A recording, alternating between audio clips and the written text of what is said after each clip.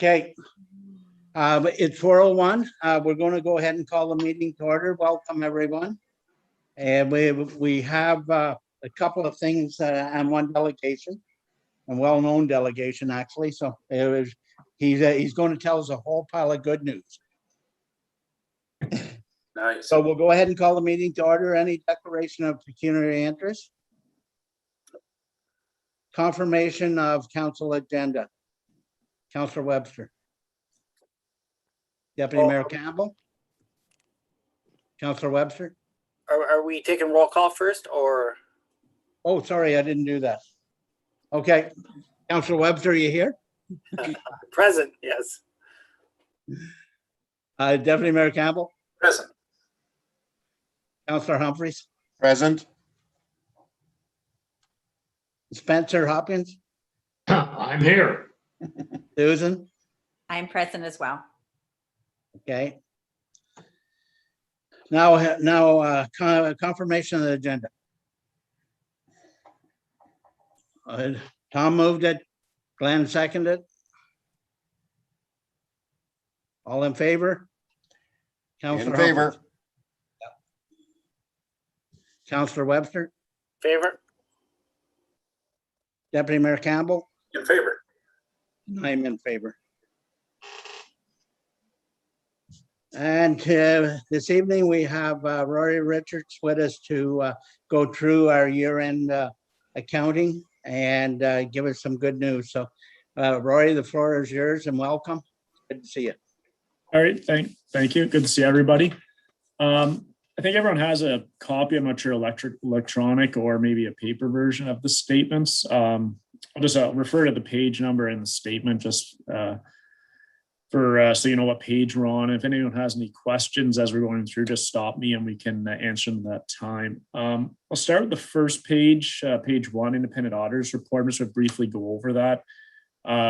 First paragraph's the auditor's opinion paragraph and just identifies the entity whose financial statements have been audited. In this case, it's the Township of Horton. The various statements that have been audited, the title of each, date covered. In this case, it was the 31 December 2020 and states the auditor's conclusion. And in this case, we believe that the financial statements are presented fairly in all material respects, which is a clean audit.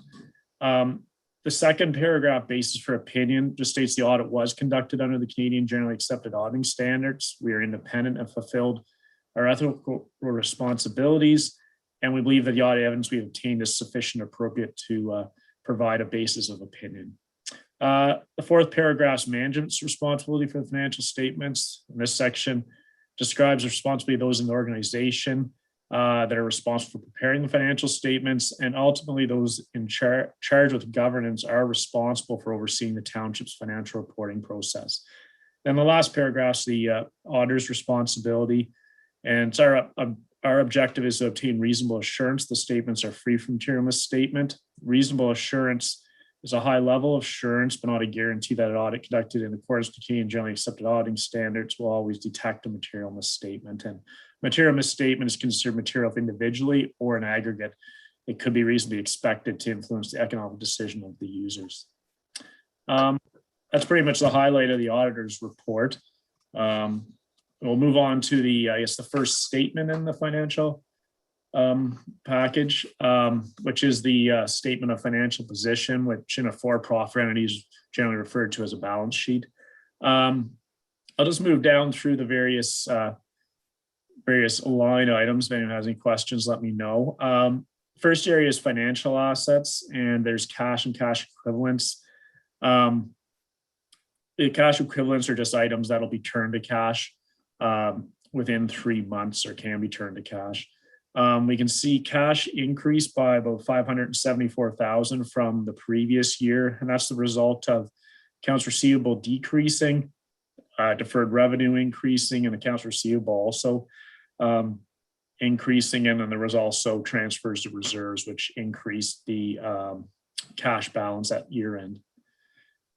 Taxes receivable, they decreased by about $63,000 from the previous year.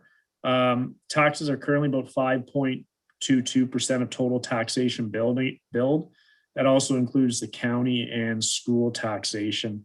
It's a minor increase of about 0.25 from the previous year and still well below the provincial recommendation of 10%. And anytime you can have your accounts taxes receivable where it increases or provides cash for the township, which allows you to do projects or fund projects internally versus borrowing. So it's very important to keep an eye on it. But the township has done over the last couple of years a very good job of managing it. Next item is accounts receivable. It decreased by about 102,000. The main part of accounts receivable now is HST. It's about 118,000, and then there's about 6,500 from landowners. Sometimes accounts receivable can be large at year end, but that just relates to grants that haven't flowed to the township, but there was none at year end. You can remember, like other years, there may have been the amount related to the flood, the disaster recovery, or any road projects can increase the accounts receivable at year end. So total financial assets for the township were 2,827,000 at year end. The next area is the liabilities, accounts payable and accrued liabilities. There was a decrease of about 77,000 as trade payables increase, and that's more of a timing difference than anything, just when invoices are received and when the check runs are performed versus management, like anything the township can ultimately control. 141,000 was trade payables. There was accrued payroll of about 69,000, then also 21,000 capital holdbacks, and then about 26,000 related to the OPP monthly invoicing amount. The next item, deferred revenue, obligatory reserve funds. Obligatory reserve funds have outside restrictions on them, what they can and can't be used for, and should have their own bank account also. The obligatory reserve fund, in this case, it consists of gas tax funding of just over 41,000, and then the lot development fees of 214,000.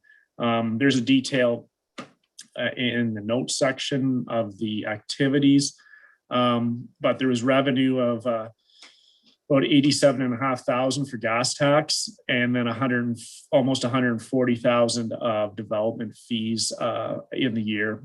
But there was 186,000 transferred out of the gas tax related to the Codyville construction, and also the gravel, the 40,000 related to gravel. That's applied every year, resulting in an ending balance of just about 256,000. Deferred revenue other, it increased by 53,000 over the year. It consists mainly of OSIF funding, which is about 107,000. There's the Main Street revitalization, which is about 10,000, and then there's the cannabis implementation fund of 15,000 make up the deferred revenue. The next item is the net long-term liabilities. There are loans from the Ontario Infrastructure and Land of 12,000. The long-term debt was reduced by just over 118,000 during the year, and it consists of the off expansion of just over 24,000, Garden of Eden Road of 42,000, Thompson Road of 50,000, and Johnson Road of 196,000. The office expansion in Garden of Eden Road and Thompson Road, they'll be fully paid off in 2022, which will free up additional cash flow. And then the Johnson Road will be paid off in 2028 with the final current loan that'll be paid off. And then the last item under liabilities is the landfill closure and post-closure costs. This is the estimate closure and post-closure care of the solid waste landfill in the future years. It did remain consistent at 120,000, and they're still estimating monitoring costs at 10 years after closing of the landfill. That At one point in time, they did have it at 25 years, but the engineers have since reduced it to 10. So total liabilities for the township were $1,131,000, resulting in net financial assets of $1,695,000 at year end. That the main change of that's just related to the increase in the cash balance. The next area is the non-financial assets. Non-financial assets, they're just generally not used to pay off short-term liabilities or going to turn to cash in the current or upcoming year. The first item is the largest, the tangible capital assets. You can see it was just over $10 million at year end. It's the gross amount of assets less amortization. It did decrease by $353,000 from the previous year. This is a result of there's amortization of $793,000, but there's only additions, shouldn't say only, but the additions amounted to $464,000 last year. And additions relate to computer equipment of $21,000, computer software of $68,000, the Codyville Road project of $195,000, and the international 5-ton truck of $103,000, and the salt shed of $53,000. The next area is the inventory of supplies. It consists of fuel, gravel, fuel and gravel. Gravel is $23,000, fuel of $5,000, and the balance is made up of blue bins and salt at year end. And then prepaid expenses. There's a SOPS. The majority of that is a software subscription of just about $32,000, and the balance is some ratepayers prepaid dog tags, and then there's also maintenance contracts for the just about $41,000. So total non-financial assets were just over the 10 million mark at 10,073,000, resulting in our accumulated surplus of 11,768,688. And if we look down just below that at the accumulated surplus, at what that's comprised of, we can see equity and tangible capital assets. And the difference between the equity and tangible capital assets and the tangible capital assets is just the debt that the township has. So as the debt's paid down, that equity and tangible capital assets will increase. And when the debt's fully paid, the two amounts will agree. The next area is reserve and reserve funds. You can see it increased to just about 2.2 million. And then the unfunded landfill closure, post-closure items is backed out because it's going to be funded in the future, resulting in our total accumulated surplus of the 11,769,000.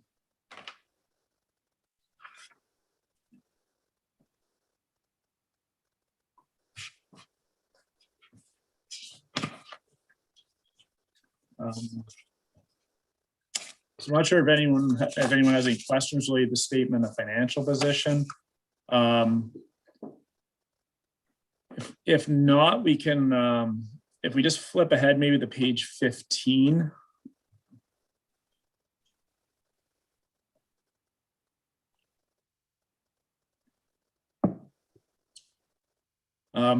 This is the scheduled general operations. I just think it's a bit easier to maybe see the flow of funds versus the consolidated statement of operations. It's just so you can see how you ended up with the change in general surplus at year end. So under the revenue area, the net municipal taxation, there was a 3.1% increase. That's due to taxation rate, assessment values, supplementary write-offs, and also there's no more capping, or the township didn't have capping, resulted in that increase. Residential taxation overall was probably the main driver. About $60,000 of that was related to residential taxation.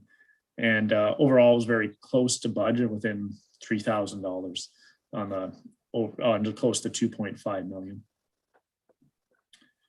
The next area under Ontario transfers, There's the municipal partnership fund, the annual amount that's provided to the township on a quarterly basis. It was 232,500. That was a decrease of about 600 from the previous year. Then there was a Safe Start funding.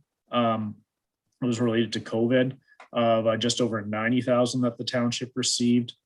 There's the capital OSIF funding of 31,000, waste diversion of 35,000, and then there's also aggregate resource of just over $37,000 make up the balance. It is a bit larger than budget, but that's related to the Safe Start. Wasn't budgeted by the township, but we didn't really know about it at that time. And then it's quite a bit smaller than the previous year, as you can see, almost half. But previous year had the modernization funding of over 400,000. Plus, there was also the some funding from the emergency measures amount related to the floods. That's why 2019 was a bit more of an anomaly than the norm.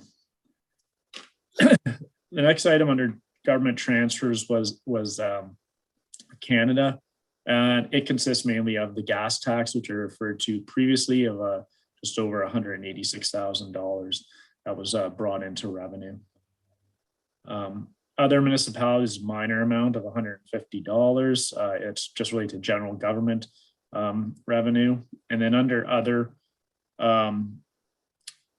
revenue, we had penalties and interest related to taxation of 42,000, general interest of close to 19,000, license and permits of 65,000, waste collection of 62,000, rec programs, which resulted in the largest decrease compared to budget of just over 24,000, roads of 20,000, and then zoning close to 10,000.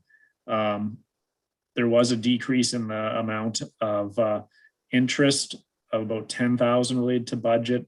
That's just related to rates that the township is paid. Tipping fees did increase by 12,000, and then, as I mentioned before, recreation programs just be related to nothing operating also decreased. And that's why the 2020 actual is quite a bit lower than the previous year and also the budget amount. So total revenue for the township was $3,400,000, just over $21,000 for the year.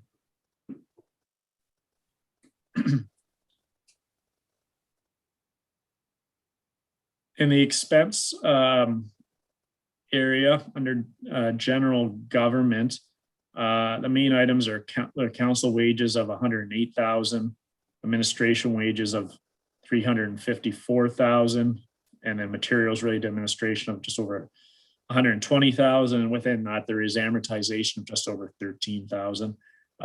It is quite a bit lower than budget. That just relates to conferences and travel. There essentially wasn't any. Computer maintenance also decreased substantially. Administration wages were down 20,000, but there was an increase of about 25,000 in COVID related to expenses within general government.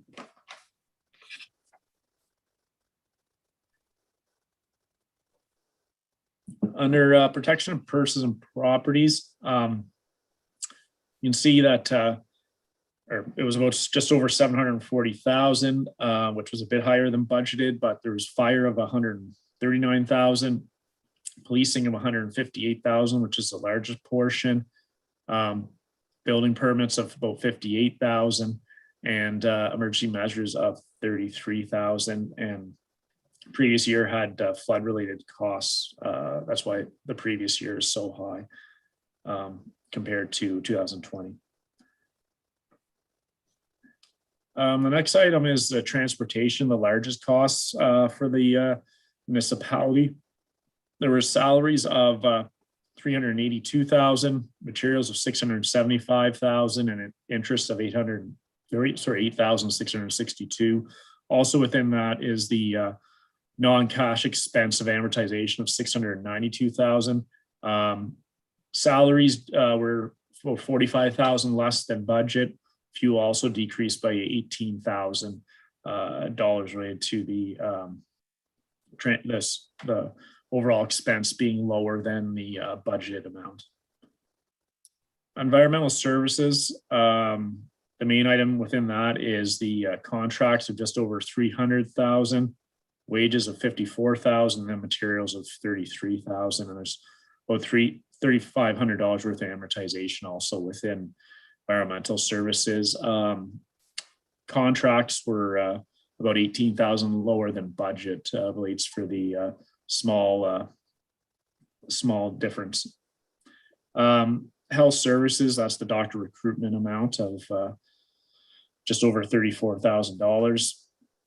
Recreation cultural services, there's a library of just over 13,000, rec programs of 43,000, and recreational facilities of 54,000, and also amortization of 40,000. And due to COVID, a lot of programs didn't run, that resulting in the saving of expense and the large divergence from the budgeted amount.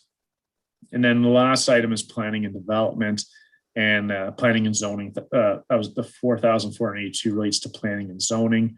There was 10,000 budgeted for economic development that did not occur. That's results for the change in the budgeted amount. So total expenses for the municipality were $3,384,165, resulting in a excess of just over $37,000 for the township.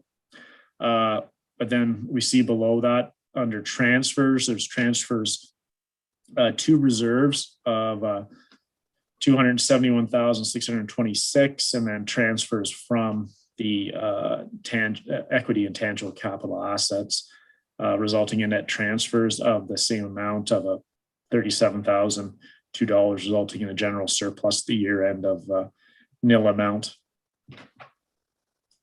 But overall, like revenue was within 5.4% of budgeted, and expenditures were 8.3%. And considering the, I'd say, abnormal year, that's pretty close. If we just flip to the next page, page 16.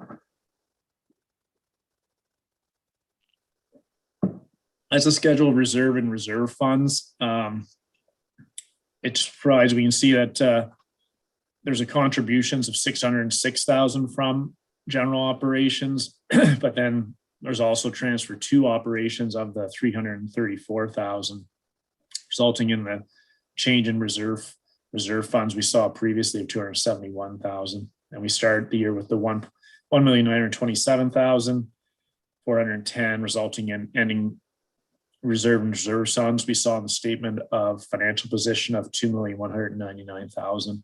And then below are the various areas that the township has allocated the reserves to. Working funds is high just because any excess funds are transferred to the working funds, and they can then be distributed in 2021 to where the township would like those to be earmarked for.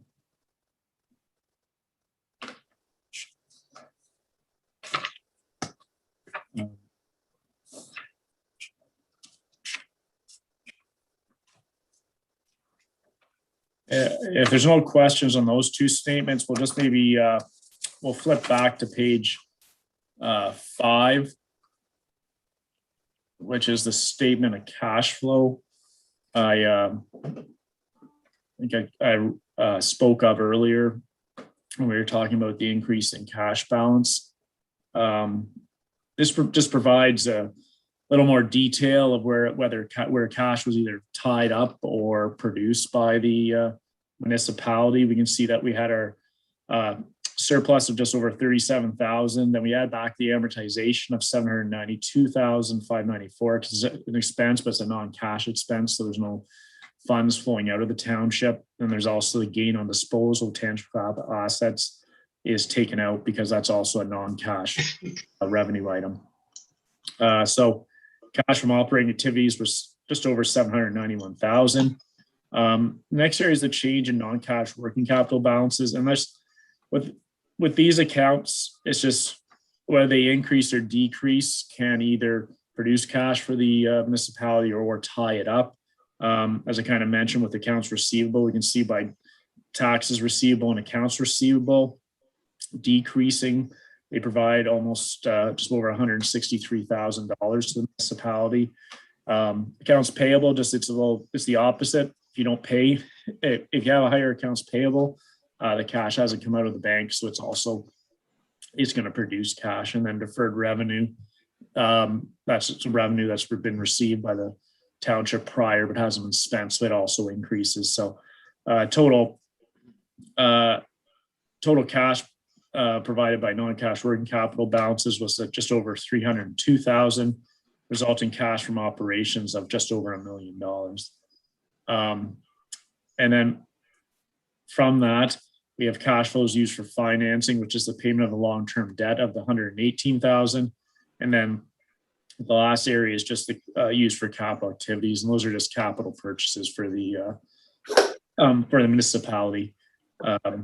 And they were just over the $401,000. So the increase in cash during the year was the $573,000, almost $74,000.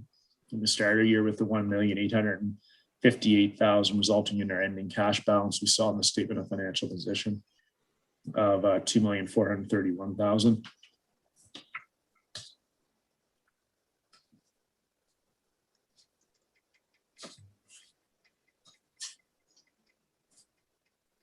The balance of the statements are the notes, and this just provides additional information to the reader. Note one's just the significant accounting policies, and these are how and why we record amounts within the financial statements. I'm not going to go through all those; it's pretty dry. Maybe just if we flip to page 9.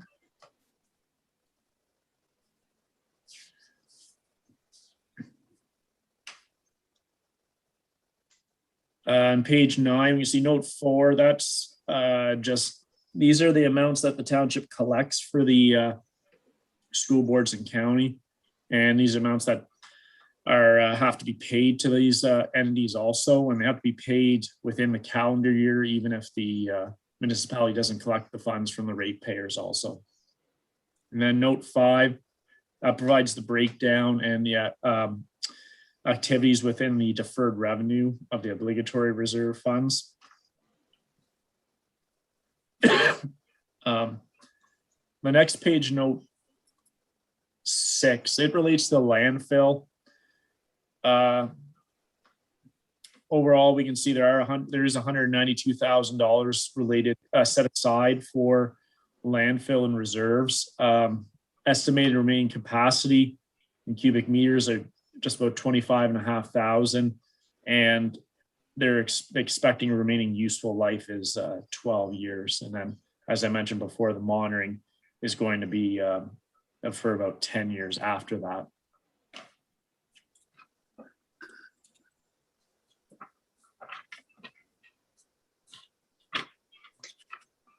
I'll just maybe highlight two last things in the statements. On page 11, note 10, it's the long-term liabilities. It's just the balances of the loans, but it also provides the principal and interest costs to the municipality over the next 7 years, and also the and then each of the rates and the payments for the municipality. And then the last item I'll highlight is on page 13, note 14. This just provides the expenses and segmented information.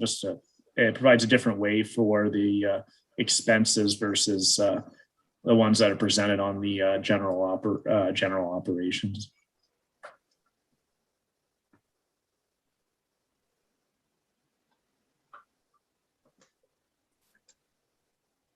So I'm not sure if anyone has any questions related to the financial statements. Questions, anyone?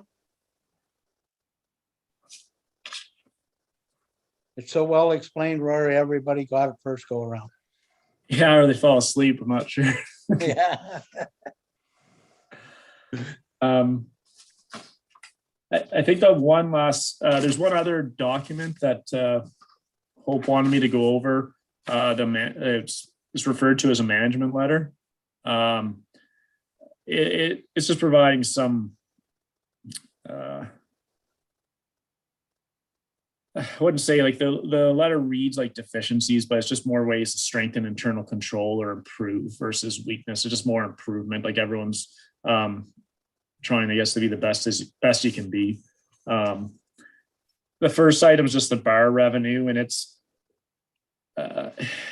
just for, I guess, control and for record keeping. Ideally, it'd be good if the bars items were counted prior to event and also after the event. Just if there's any discrepancy, then it's determined at the event, and it's easy for the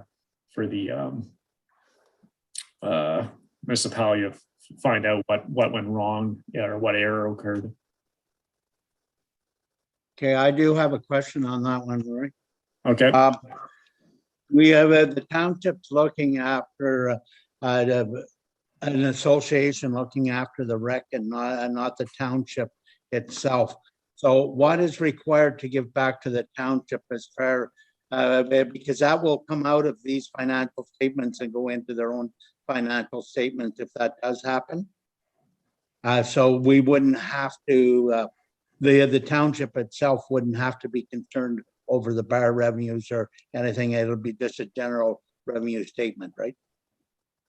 If it's a separate entity, then no, we wouldn't be concerned. But if it's going to be consolidated into these statements, then it's still a concern. So it depends how it's set up. If it's a separate entity where the township says, I'm giving you X dollars, and that's the only expense to the township, and the only thing I'm going to say we're concerned about, then no, that wouldn't be a concern. But if we're going to take all the revenue and all the expenses from that association and consolidate it into these statements, then it's still an issue. Okay, that's good. So I've seen it's done both ways at different municipalities. Yeah. Well, we hope that we're not going to burden our staff with work from the association. So they have as long as everything's laid out properly up front, then it shouldn't be in these financial statements whatsoever. Okay. I would still like within the association is probably still best practice. I'll just Yeah. And the next item is credit cards, and that's just, it's not saying there's any issues with credit cards. It's more just having a policy that's followed so everyone's on the same page. And if for any issue, there's ever any issue with the public or anything, this is our policy and it was followed, and it more protects people that are using the credit card than anything.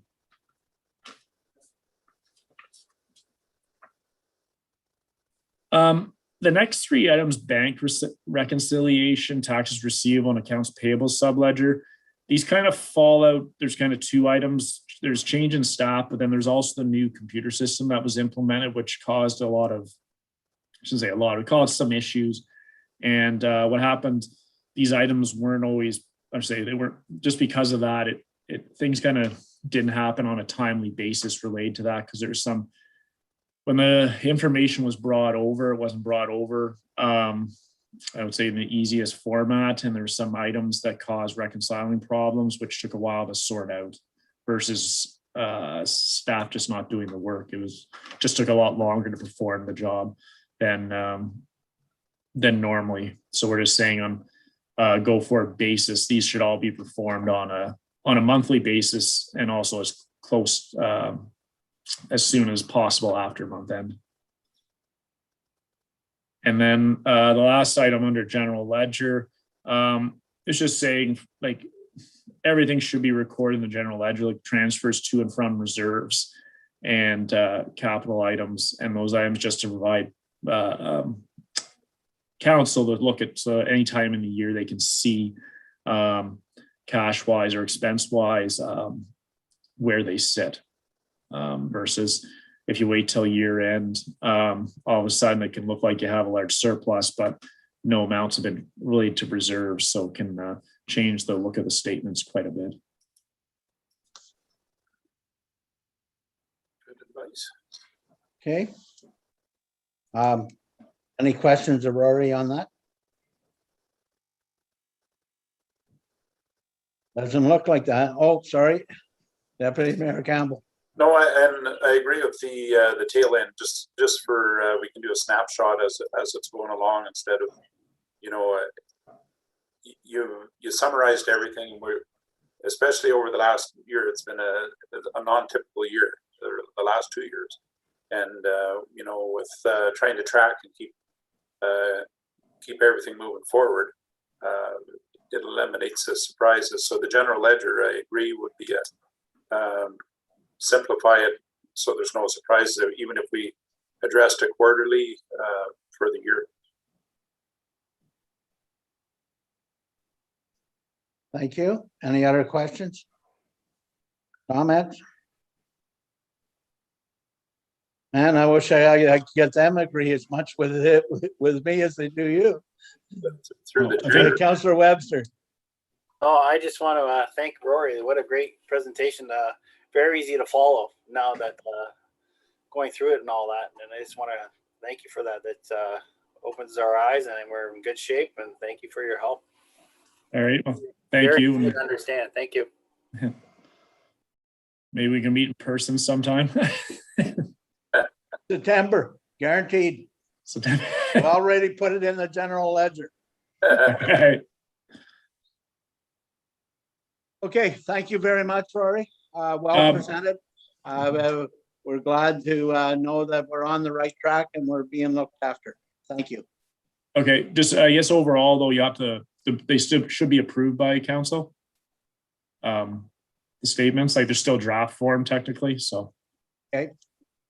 So we do that at the end, hope, or you want to do that now? So what I'll do is I'll have, I actually have a general government committee meeting at our next council meeting. So I'll provide them the non-draft format and then we'll accept them that way. Okay, thank you. Okay. Thanks again, Rory. All right, thank you. Thanks, Rory. You too. Thank you. Thank you. You can always stay tuned and see what this is all about. I have a pretty good idea. I think I'm okay. Yeah. Thanks. All right, bye. Bye now. Thanks, everyone. Minutes of the previous meeting. Regular council on June the 15th. I need a mover and seconder. Moved by Councillor Webster. Second by Councillor Humphreys. Any discussion? Councillor Webster. In favor? Deputy Mayor Campbell. In favor. Councillor Humphreys. In favor. And I'm in favor. Business arising from the minutes. I presume there is none. Thank you. Committee reports. Tonight, Chair Carew could not be with us, so we need to appoint somebody to chair the planning, and Deputy Mayor Campbell has volunteered after Councillor Webster disappeared. So I need a motion to appoint Deputy Mayor Campbell as planning chair. Moved by Councillor Humphreys. Oh, Tom does have a hand. Moved by Councillor Webster. No discussion. Deputy Mayor Campbell. Thank you, Mayor Bennett. On page 32. I need, you're disagreeing. Sorry. In Oh. favor.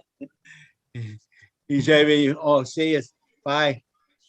I need, Thank you, Spencer. Thank you, Susan. you're in favor? In favor. Councillor Webster, In favor? Councillor Humphreys, In favor. and I'm in favor. Please take it from here. Don't you like these Zoom meetings? Oh, I love it. Okay, on page I 30, don't know what I'm going to actually do when everybody gets in the same room again. I guess we'll all wear pants. So Yeah. on page 32, consent application B1721, Robert Bogowski and Kara Thompson. I'll turn it over to our administrative planning assistant, Nikki DeBow, to walk us through it. Yeah, so this one's a pretty simple one, as you guys probably read through earlier. So the only thing that council and committee would be recommending is just a registered plan of survey. So does everybody know, have an idea of the location? I'm sure all the riverfront property people do. Does anybody want to give voice to that? If not, is there any questions from council? Not hearing any? This was an easy one, Tom.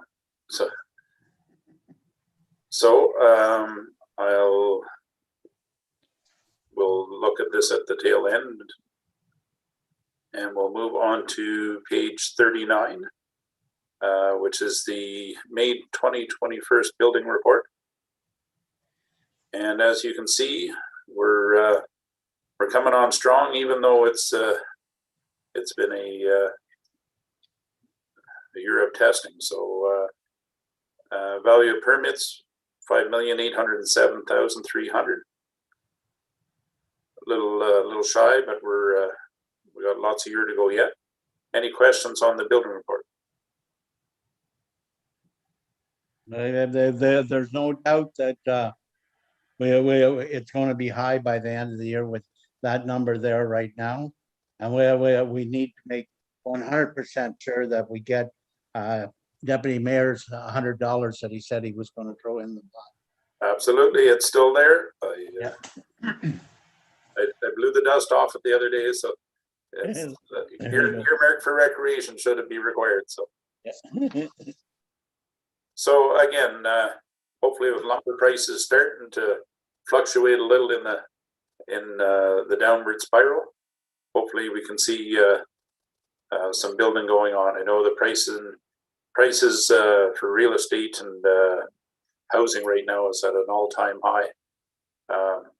And again, we're kind of through our prime part of the season where everybody's trying to jump on board before the holidays and start enjoying their summer. So I would hope to see some new buildings going up, and then the push for the fall for people to get moved in before the white blanket hits the ground. So if there's no questions or concerns for the May 2021 building report, so we have the June 2021 building report as well. Again, we see standard increase going on. I think I might even up my bet there to I'll work the numbers out and speak on it at the next meeting. So well, it's easy to up it. We'll just put one more zero on the end of it. Right, and a COVID year at that, Mayor Bennett. So you never know. I might get a little antsy and see what I can do. So, is there any questions on page 40 of the June 2021 building report? Councillor Humphreys. Yeah, thank you, Deputy Mayor Campbell. Yeah, I just noticed, there's a bit of shutdown on June, but really good news is the lumber prices are starting to ease, and there's a lot more supply around. They were just talking about we've hit our peak with prices, and we're hopefully on the downward slide. The yards seem to be lots of lumber in all the yards, and hopefully the prices will start to slide a bit to get people fired up again to get decks and stuff built over the summer. So as the holiday starts. So no, I think we're in pretty good shape. I noticed Admiston and Bromley, they're a little bit behind. The Calabogies are way ahead, of course. They have lots of money up there. So it looks good. So that's all we have to do. Thank you. I like looking at the report too, because it's kind of interesting to see which are new construction, renovations, decks, demos. So it's always fun to watch this. And I remember previous Councillor Lerone was always jumping in on this and had lots to say about the outcome. So I believe if there's no more questions, I'll turn it back over to you, Mayor Bennett. Thank you, Deputy Mayor Campbell, and thank you for taking the chair today. Thank you. Recreation Committee, Chair Humphries.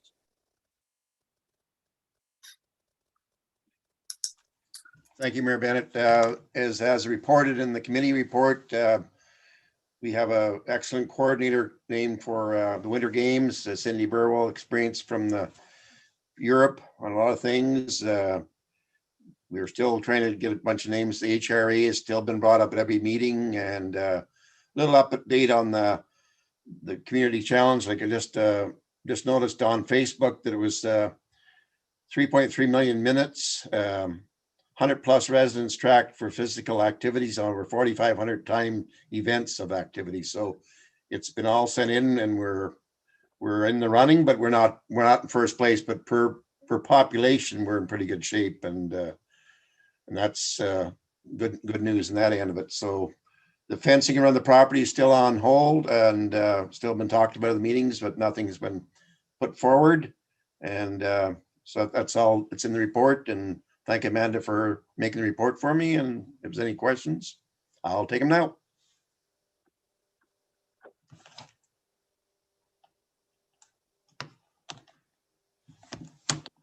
Deputy Mayor Campbell.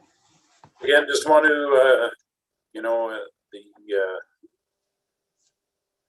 the report you're giving there with all the numbers. I mean, that's huge for our community and all the participation that has gone into it. So it's great to see, especially the so many changes in the weather, hot, the rain. Yeah.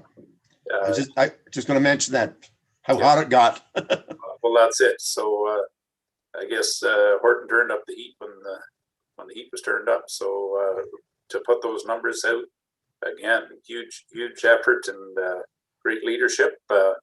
Fencing around the property, again, anxious to see which way that goes. And again, certainly ready to volunteer if help is needed for that. So. Yeah. I think the main thing was the property's been used for other purposes, not township purposes, and we may have to put up a barricade or something just to say where the property lines are, but that'll be talked about at the next meeting for sure. So fair enough. Yeah, we're getting more information as you drive by and see certain vehicles in there. So it's a nice yard for offloading and stuff like that, but it's still our property. So maybe post a sign for no trespassing or something. Just make them aware of what's down there. You're coming on a township property and you're using it. So I think they have to be make notice of that. So that'll be again brought up on the agenda for our next meeting. Sounds good. Any other questions, or we all good? We'll turn it back over to Mayor Bennett. Thank you. Community committees, Renfrew and Area Senior Home Support, Councillor Humphries. I guess I should have left my mic on. The senior home support, yes, we've had to replace our admin secretary, Susan McGregor, and according to what we've had over 30 resumes for her job, and Dennis and crew are trying to reduce that down to 10 or so for interviews, and I'm going to be on the interview panel, so it'll be an interesting experience. And I thank Mayor Bennett for thinking about me. I've done some interviewing back in the days of TSC, but my dear wife's probably better at HR stuff than I am, but I'll just make my opinions and not be anything involved with human resources. I'll be very cautious. So that's what I have report. Just a number of resumes, lots of interest, and finally get back into face-to-face at the Golden Age Activity Center, and things. People on Main Street will be a lot happier the next little while coming up. So that's all I have to report, Mayor Bennett. Thank you. And if I may, Councillor Humphries, just a brief mention, the Golden Age Activity Center actually had their first event today. That's the first in person that was allowed in the facilities. They did have an opening yesterday, but it was all outside.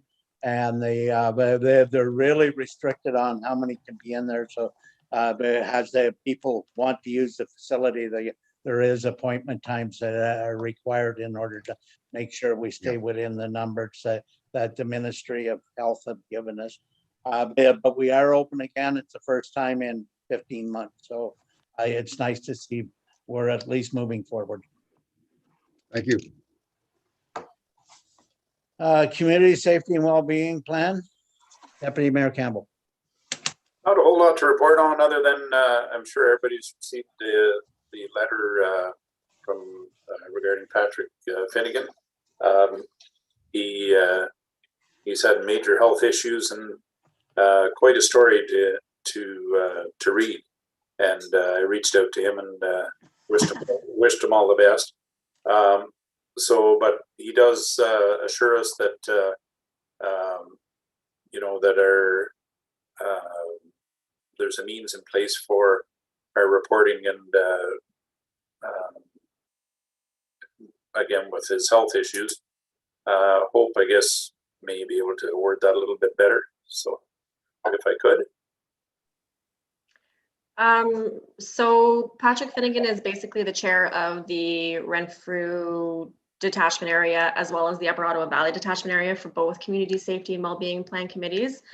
So unfortunately, yes, due to his health issues, there's just been a little bit of delay in getting those plans in place, but he has applied and written the ministry to see if we can have an extension. And essentially we've been told that we'll be okay, that they're not going to deny us or slap our hands for not having a plan in place. But so it is consistently in the works, but just kind of at a standstill at the moment. So that's about the only update I've got. Thank you, Hope. So again, as long as we're in touch and the communication lines are open, so that we do meet the requirements. And again, wish him all the best and success for the treatments and the therapy he's taken to move forward. Quite a story. Our last meeting started out with name your favorite movie and book and or author, and I reached out to him saying that I think the best book we could hear is his results, and he was certainly my favorite author. Hearing his story, it's certainly went from something simple to something very life-threatening, and back now to like a complete turnaround. So anyway, wish him all the best, and that is my report, Mayor Bennett. Thank you. Health Service Village, which is mine. I do not have anything to report.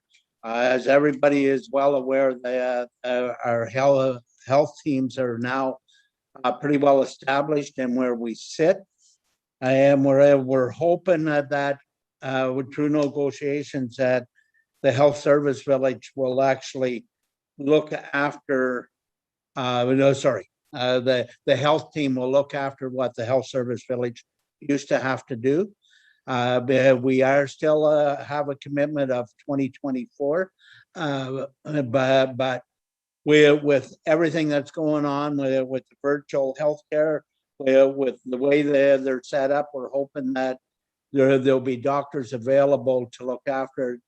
We'll still have community involvement, but not to the extent that we've had to have as far as finding doctors for our own hospital. We're hoping that one doctor will be looking after 3 or 4 different things at 3 or 4 different hospitals. Nice. That's all I got to report on that. Chamber of Commerce, Councilor Humphries. Yeah, thank you, Mayor Bennett.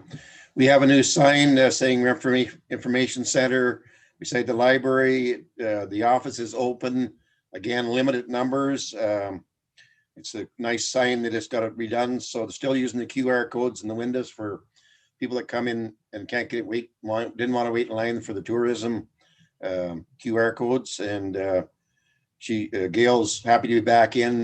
The office is very, very small, so it's very, very limited for the number of people to go in. But the downtown looks good. The BIA is working with us every meeting. We're back and forth now, and it's making the town look very attractive. So hopefully things will get picked up and get revitalized all the way around. Thank you.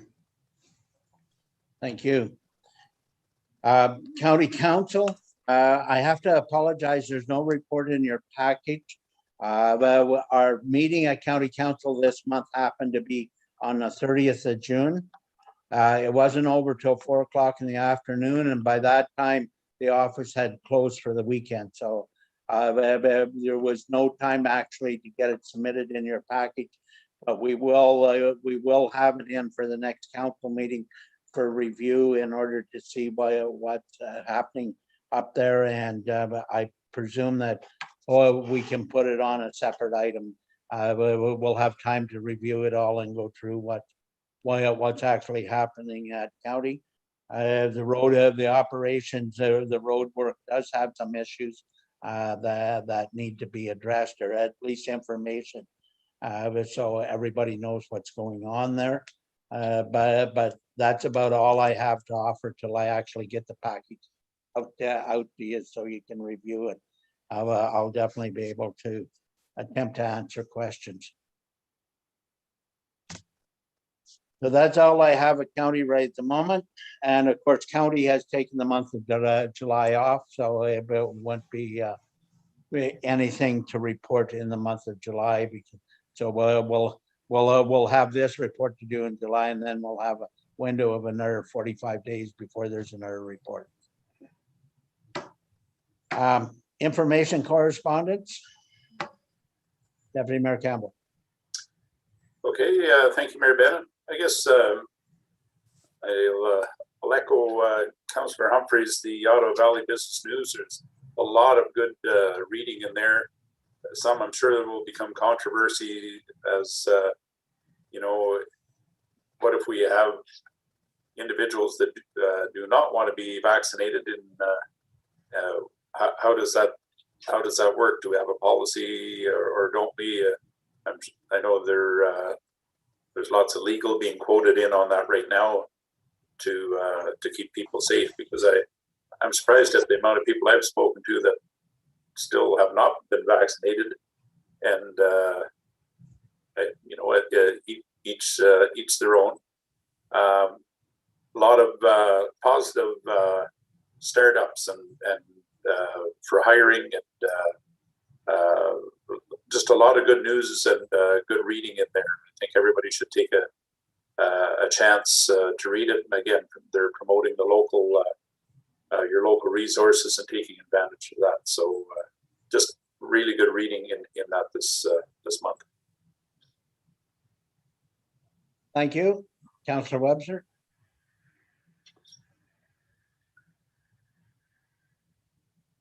Oh, there we go. Thank you, Mayor Bennett.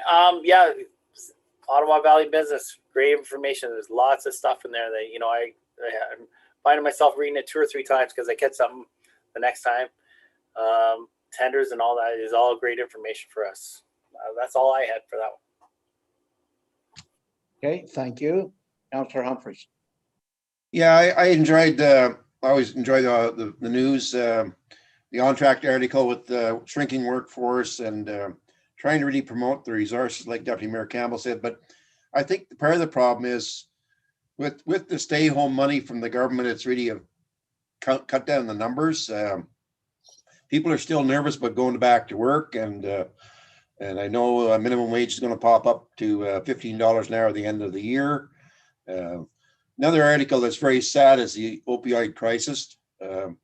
Norfolk County had over 30 calls in 30 days, and it's actually increased for June. They were getting more than a call a day on that. So that's a sad part of this pandemic. So the only good news is a lot of people are double vaccinated, and it helps a lot.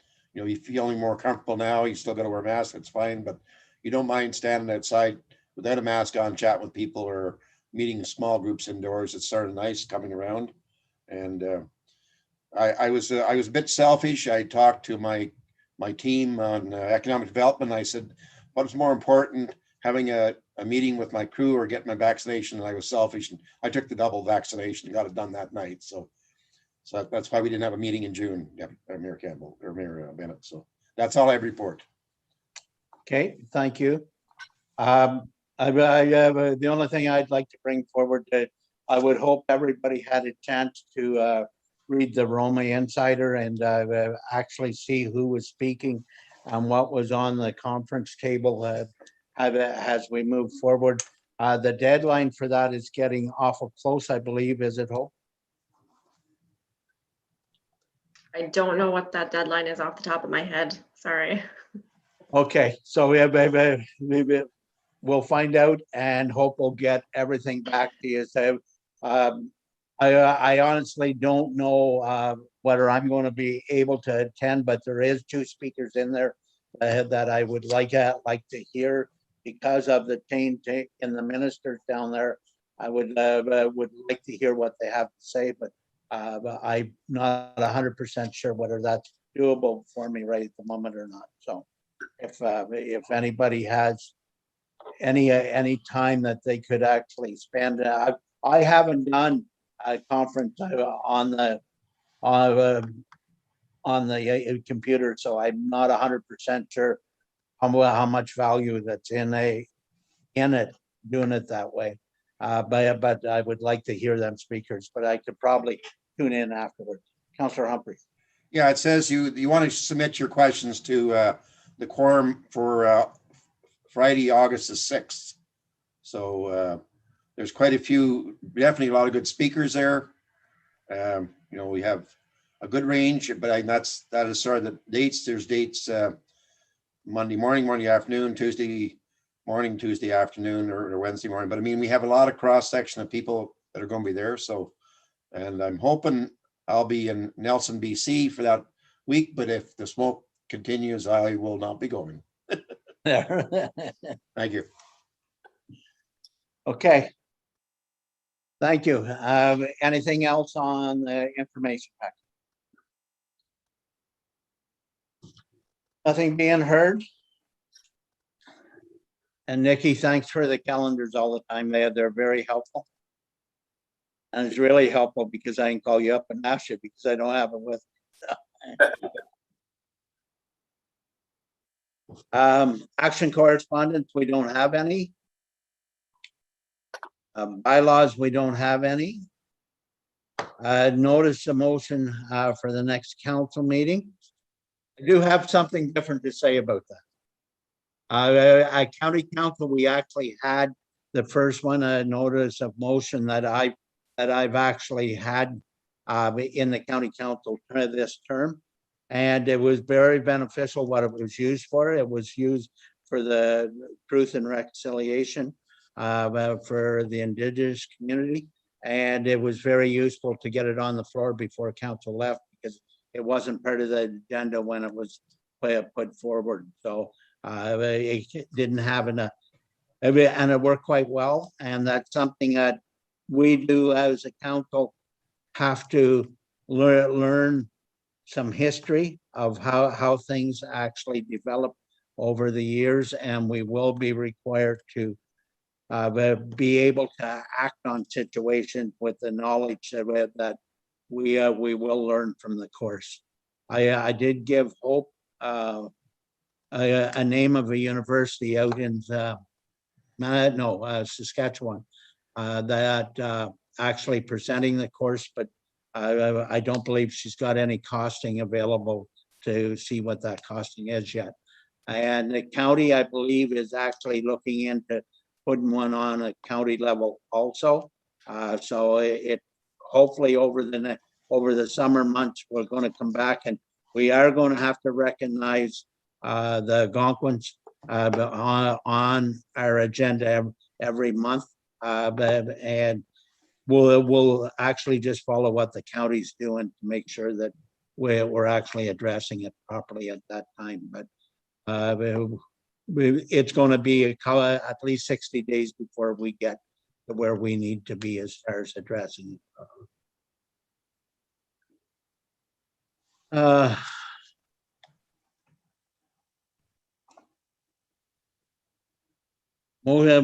Councils and staff members' concerns.